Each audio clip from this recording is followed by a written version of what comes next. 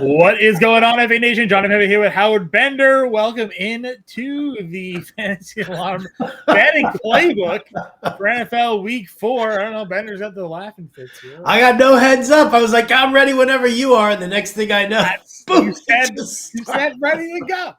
Ready when you are, man. I was ready give to me go. a countdown or something for crying out loud. There's a countdown. You know, that's fine. You got Ezra in your lap. You know, you got everything ready to go here for Week 4, Howard. I need to do some earbuds here, man. He keeps chewing on the wire. It's going to either electrocute him or I'm just not going to be able to hear anything. But, dude, I'm very ready, man. I'm very ready. I'm psyched about Week 4. Good week last week, with the exception of the Titans and Calvin Ridley, who is officially dead to me. Well, maybe not. New play caller in Tennessee this week. You know, going to the quarterback coach. Going to be calling the plays. Maybe better than Callahan making the decisions there. I don't know. I'll tell you what, man. The skeptic in me immediately turns to, didn't Calvin Ridley get suspended for illegally gambling when he shouldn't have? And what is his involvement these days? Do you think he's on the take again? I mean, I think he's a piece of crap that I'm not going to bet on ever again. Until come on. 1 catch on 7 targets last week. 1. Yeah. What was that? Cam Ward has not been good. The offensive line for the Titans is the worst in football. Not always tough, not always great going with those plays for the Tennessee Titans, but we do have some plays to get to for this week here. Oh, yeah, we do. Look at that. We're just jumping right into it, aren't we? Here we go. All right, Trevor Lawrence under 222.5. Speaking of bad players, taking an under here at T-Law. What are you trying to say for a minute? What do you mean? No, your plays are fine. T-Law in the Jacksonville Jaguars offense has not gotten off to the start I think many of us had hoped for. No, definitely not. And while I do believe in Liam Cohen long term, I do think that they have a lot of things to kind of work out. Right? It's not just about the drops for Brian Thomas. It's just it's in general. It just Trevor Lawrence doesn't look 100% comfortable either. But I mean, listen, I think traveling across country to the 49ers is, one aspect of it why I like the under. Number 2 is San Francisco has yet to allow more than 207 yards passing to any quarterback right now, right? I mean, it was Spencer Rattler, I think, threw for 207 yards in week 2 against the 49ers, but Kyler Murray was under 200. Sam Darnold was under 200. And, listen, I think that Liam Cohen knows that until he really gets his passing attack working, well, he's going to have to rely a little bit more on the ground game. And that does mean Travis Etienne. And it does mean Bashal Tutin. So I don't think Trevor Lawrence at this stage of the game is going to buck the trend of passing yards over 220 against the 49ers this weekend. And I put my money where my mouth is. Yeah, I don't mind it. Again, the caliber of quarterback that the 49ers have played haven't been great, but what exactly is Trevor Lawrence at this point either? Hasn't proven to us that he's any better than a Sam Darnold or a Kyler Murray here quite yet. You also have to question, again, Jacksonville's usage of Travis Hunter, right? Like they're now reducing his offensive playing time, giving him more defensive playing time. You're taking what we all thought was an elite potential playmaker off the field on offense, and now you're sticking it back with a struggling Brian Thomas, a Parker Washington. Like the weapons seemingly aren't going to be there for Lawrence. So I don't mind the play. Yeah, and I want to see that offense actually do what we all hoped they would do, and we haven't seen it quite yet. Thanks, buddy. I'll go. My pick here: Jordan Mason under 8.5 yards, longest reception.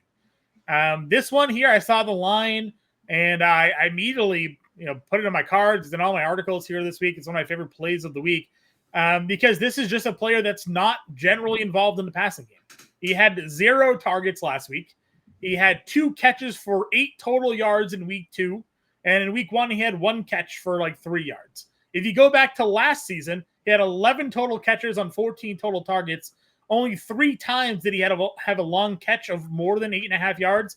And 2 of those 3 were exactly 9 yards. So this is not a guy that they design screens for. Usually it's probably a broken play, pass rush where they have to dump it off. And again, this is not his game. He is there to be the between the tackles runner. They gave him 16 carries I'm just going to bet the trending odds here that this is a guy that even if he catches a ball, it's not going to be for a first down. So give me Jordan Mason under the 8.5 yards, longest reception. Yeah, I'm fine with that. That was one of the biggest complaints that people had with him in San Francisco is that once McCaffrey went down, everybody expected Jordan Mason to just kind of pick it up. And while he's a great power runner between the tackles, pass catching is not his forte, and they just didn't really throw to him. So that completely makes sense. Your second prop pick here for the week, you have Dontavian Wicks, someone you've bashed quite a bit on these airwaves here, over 40.5 receiving yards. Why are we going with Dontavian Wicks this week against the Dallas Cowboys? Oh, because the Dallas Cowboys secondary is terrible, and it doesn't matter that Deron Bland and Trevon Diggs are off the injury report. This is still is a bad team. It is a bad offense. It's a bad defense. They lost CeeDee Lamb. They're going to be desperate. I think we are going to see some second half huck-it-chuck-it football by both teams as Green Bay wants to kind of, keep it competitive. And they'll need to throw a little bit. I love the Green Bay wide receivers here just overall. I think Romeo Doubs is a great, short yardage, move the chains type guy. I think Matthew Golden is going to burn Trevon Diggs for a long touchdown in this one. But what I like about Dontavian Wicks here is that he handles all the over the middle stuff. He handles a lot of the stuff that's, intermediate routes. They utilize him inside the end zone. They like him in the red zone as well. 40.5 receiving yards. I mean, I think, here's a guy who, when Jaden Reed went down, he now leads the team in snaps and targets. So I'm going to kind of invest a little bit in him with over 40.5 receiving yards. I don't mind it. We talk a lot about Dallas. They have good corners, or in theory, Diggs is a good corner, but those guys also cheat a lot to try to get the interception. They sell out and they end up giving up big plays when they do. So I certainly don't mind that. Christian Watson apparently could be coming back here soon for that team. So maybe Wicks takes advantage of his opportunity to play now. My next player prop pick here, we're going to go with David Montgomery under the 46.5 rushing yards. I've gone back and forth with this one, Howard, whether I want to do Jahmyr Gibbs or David Montgomery. Either way, it's the Cleveland Browns defense. We did this pick last week going under Josh Jacobs at 77.5 yards. He was nowhere close to that. DVOA rankings, number one, far and away, Cleveland Browns against the run. I brought up the trends to you last week when we talked about the Jacobs play. Chris Brown, 2 yards per carry. Chase Brown, 2 yards per carry. Derrick Henry, 2.1. Josh Jacobs was 1.9 yards per carry last week. So what the difference between Jahmyr Gibbs and David Montgomery that I'm kind of battling, and maybe you have a different take on this, is that we know that Gibbs is going to get the volume, right? Like, he's been the guy that is going to lead the carries. In turn, his rushing yard prop was like 65.5. Montgomery's only going to see 10 to 12 touches. It's a shorter yardage prop, but he also runs between the tackles a bit more, where Gibbs, they like to get to the outside, and you have a bigger opportunity to kind of break an outside run. I think Montgomery's just going to struggle running into the middle of this defense here today. So I'm going to go the under 46.5 for him. But I honestly think both running backs probably go under on their rushing total today. All right, I got to give credit to Detroit offensive coordinator John Morton, who was like, they've never seen our running game. Come on, Johnny. I like this one better than going with Gibbs, because I think that Gibbs can do a lot more outside zone running as well, as long as they run away from Myles Garrett's side. You're right. David Montgomery, a between the tackles guy. I'm not buying it. Yeah. So we'll see if they can continue their stout run defense that they've shown through the first 3 weeks of the year. You got a Jordan Mason play. You got the anytime touchdown. Absolutely. He's going to catch a 9-yard pass, and he's going to get right into the end zone. That'd be a heartbreaker. No, I mean, listen, it's so funny. When everybody looks at like anytime touchdowns, and they're like, oh, I got to get those long odds there. You know what? It's minus 130, I think, for Jordan Mason, anytime touchdown. Pittsburgh's run defense is not good. I think they're giving up the 8th or 9th most rushing yards per game right now.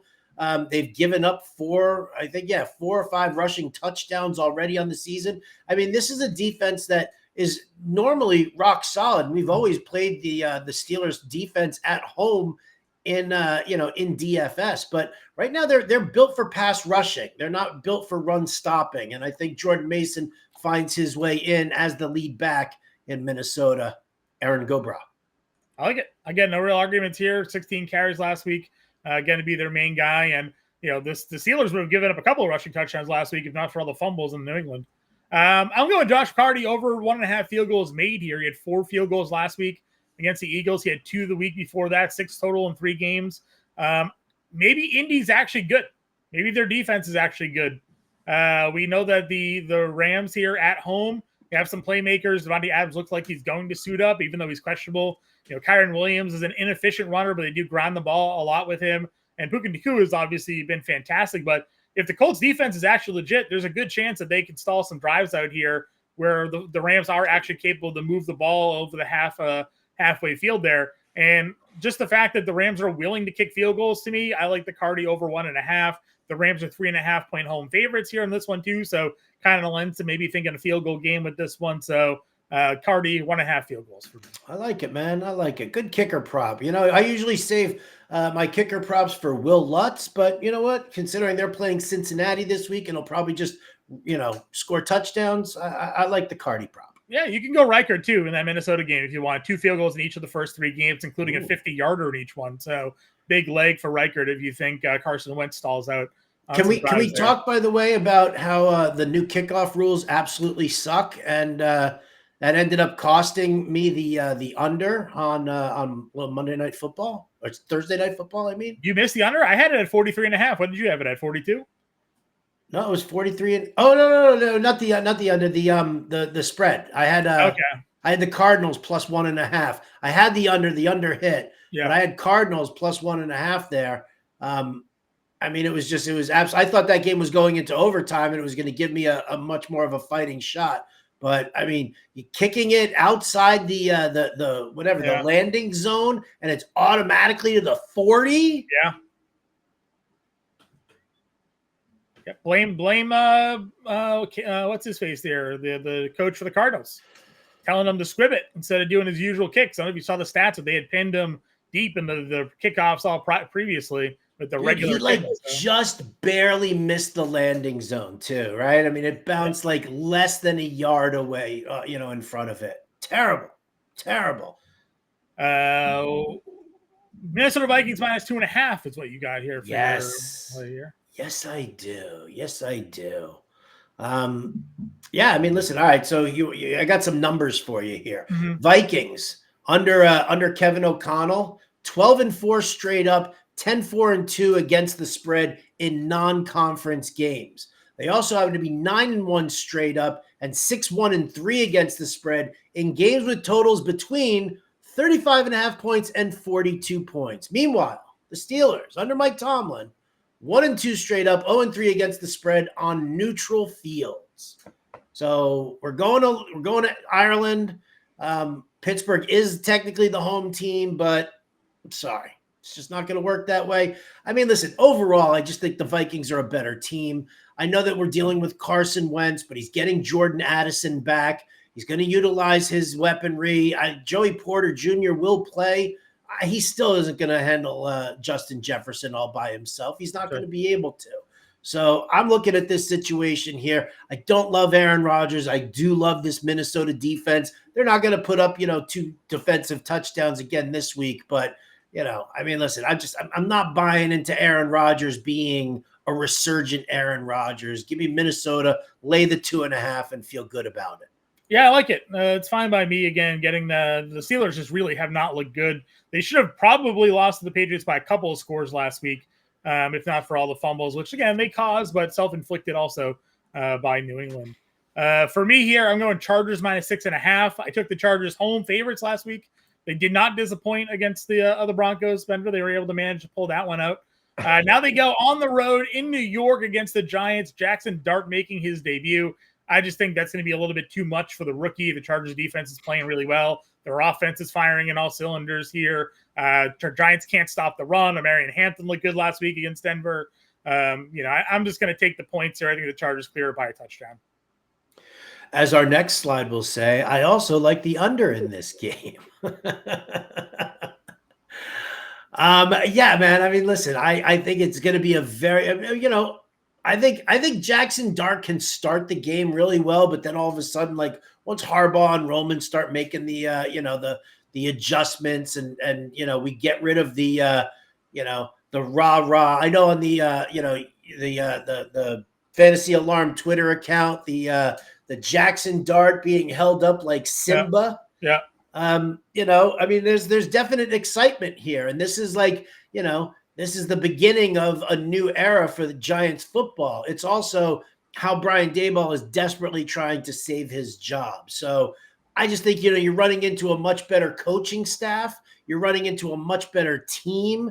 And now when you take a look at scoring points on them, I just don't think, aside from, Neighbors and Scatabo, I don't really think that the Giants really have weaponry that's really any kind of intimidating factor there. And for those of you out there who like numbers, I did some numerical research. Can you tell I got an email from somebody that was like, oh, you do a lot of look and feel sort of thing. You're about the eye test. Don't you have any numbers to back it up? Well, here you go. The New York Football Giants, ladies and gentlemen, 57-29 under the total, 66.3% of the time since 2020. 25-6 on the under. The total as home underdogs since 2020. And head coach Brian Daboll is on a 21-9 under the total surge as a single-digit underdog. That's not bad. That's under. That is and you covering the points here again. This kind of tells me that we're probably looking at a game that's going to be like 27-10. Yeah, something like in that vein. I like it. I'm going with an over for my next play though. Ravens Chiefs over 48.5. The Ravens defense has not been good. They've scored a lot of points and they've lost 2 of those 3 games. They gave it 38 last week. They gave it 41 in week 1. They beat the Browns, but that's the Browns. Now they're going up against a Chiefs team where they're getting Xavier Worthy back, not on the injury report. We've seen Tyquan Thornton take a step. They got Travis Kelce. They got Hollywood Brown. Juju Smith-Schuster's making plays. I just think we're going to see the over 48.5 here. The Chiefs passing defense hasn't been any good either. The Ravens can put up a lot of points here in their own right. So going over 48.5, I think is the way to go. I teetered on the player props, maybe going Mahomes over 1.5 passing touchdowns. I think he gets that. He has only thrown 1 touchdown each of the first 3 games. Hasn't had a multi-touchdown passing game yet this season, but I could see that coming here in this one as well. But Ravens, Chiefs over 48.5 for me. I think you're going to see a lot of desperation in this game, right? Whoever loses this game is going to be 1-3. It's not a great spot to be, especially when you start looking at probability of making the playoffs when you start the season 1-3. So I think there's going to be a lot of desperation in here, which will help push that over. Yeah, the Ravens actually would have the best odds of going 1-3 and making the playoffs because of their division now with a no Burrow Bengals team, whatever Rodgers and the Steelers are doing, the Ravens and the Browns, right? So like that division is bad. Trash. Bad. All right, your next pick here for your spreads or Moneyline plays, you have the Green Bay Packers -7 against the Dallas Cowboys. This kind of goes against a lot of, what I preach when it comes to narratives, right? Like, Green Bay Packers. I mean, it sort of does because Dallas coming home after a brutal loss to the Bears. Everybody's down on Dallas. So, this is where Dallas shines brightest. But unfortunately, everybody's really down on Green Bay right now, too, because they lost to the Browns and they crushed everybody's souls in survivor pools last week. I look at this one here. I think all eyes are going to be on Micah Parsons going up against Dallas. I think that he is going to be a one-man wrecking crew on this offense. I think Dallas is going to have a lot of trouble really, kind of moving the ball with any kind of consistency. I do think it turns into a little bit of a shootout for me, right? And I kind of think that, that's why I like the Dontavian Wicks prop, is that I don't think necessarily that, that they're just going to run with, Josh Jacobs. I think that Jordan Love is going to have to take advantage of the fact that this is a bad pass defense, no matter who is back in the lineup here. And for my favorite friends who like the numbers, Dak Prescott owns a 22-29 straight up record, 16-35 against the spread versus teams with a winning record since 2016. He also happens to be on a 2-12 straight up, 3-11 against the spread skid as a single-digit underdog.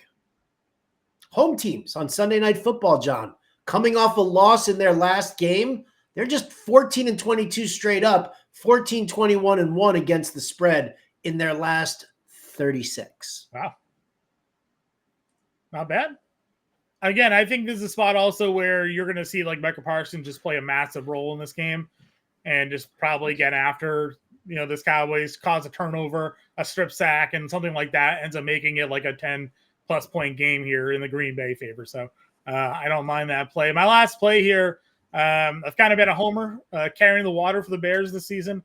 Not a homer in the sense of that I routinely root for Chicago.